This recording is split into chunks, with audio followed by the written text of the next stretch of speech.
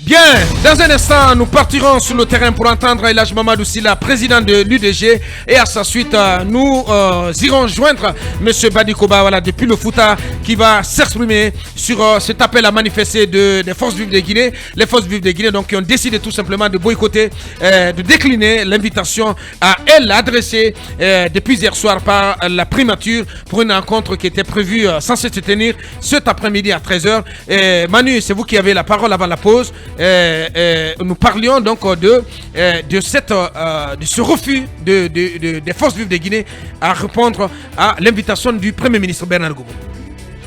C'est que l'une des conditions, bien entendu, objectives soulevées par les forces vives, c'est le fait d'abord que le Premier ministre a estimé que le seul cadre de dialogue qui vaille actuellement en Guinée, c'est celui qui a été créé par décret et donc qui a connu déjà le premier round qu'on a connu notamment autour des points qui sont des recommandations qui sont en train d'être mises en œuvre en ce moment.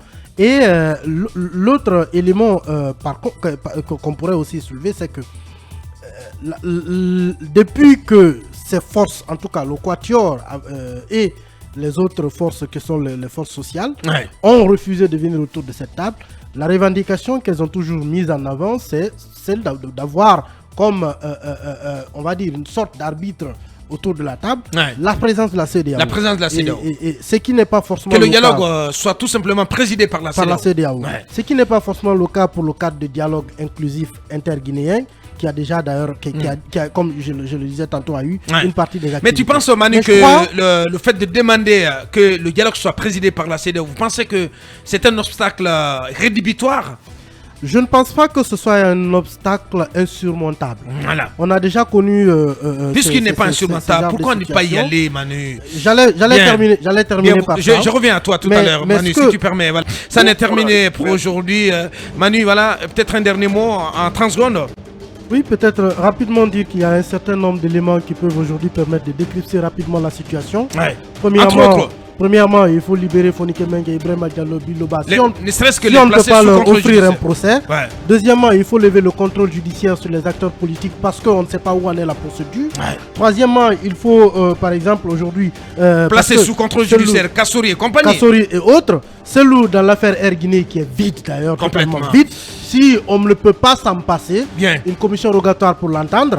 Et entre autres, les forces vives devraient aussi accepter de répondre à l'appel du Premier ministre pour le mettre au défi. On va prolonger le débat là-dessus.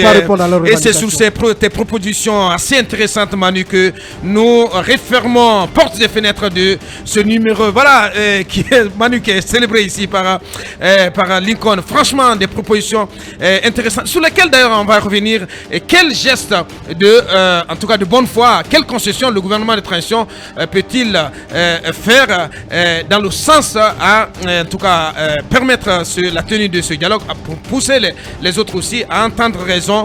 On en parle avec tous nos chroniqueurs demain dans Mirador. Merci de l'attention. Ibrahima Babin Diallo, Ibrahima Sylla était à la réalisation. Merci de rester sur Film FM. Les programmes continuent sur 95.3. Derrière nous, Dit Indira avec Mohamed Ba. Au revoir. À demain.